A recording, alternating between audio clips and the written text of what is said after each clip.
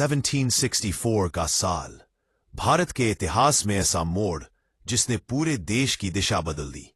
यह था बक्सर का युद्ध, एक निर्णायक लड़ाई जिसने मुगलों की शक्ति, बंगाल की स्वतंत्रता और ईस्ट इंडिया कंपनी की महत्वाकांक्षाओं को एक ही मैदान में ला खड़ा किया।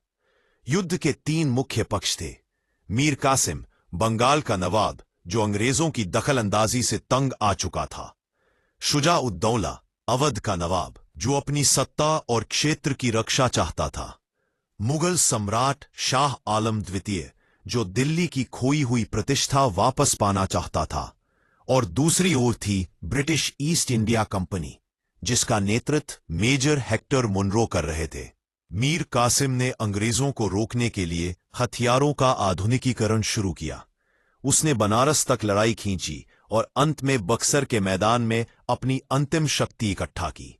तीन भारतीय शक्तियों का यह गठबंधन देखने में तो बहुत मजबूत था, लेकिन उनके बीच आपसी अविश्वास और सामंजस्य की कमी थी। 22 अक्टूबर 1774 की सुबह गंगा के किनारे धुंध छाई हुई थी। कंपनी की सेना अनुशासित और संगठित थी, जबकि भारतीय सेनाओं का नेतृत्व बिखरा बिखरा।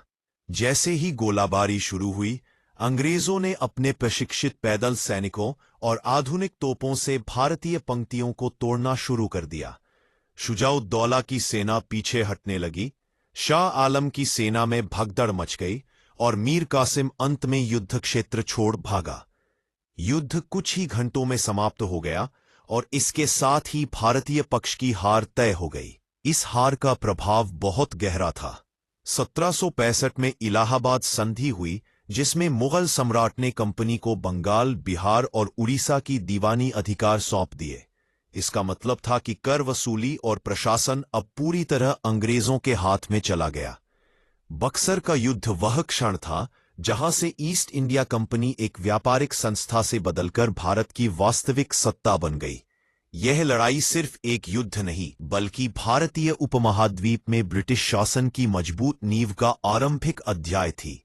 एक अध्याय जिसने आने वाले 200 वर्षों तक देश की राजनीति, समाज और अर्थव्यवस्था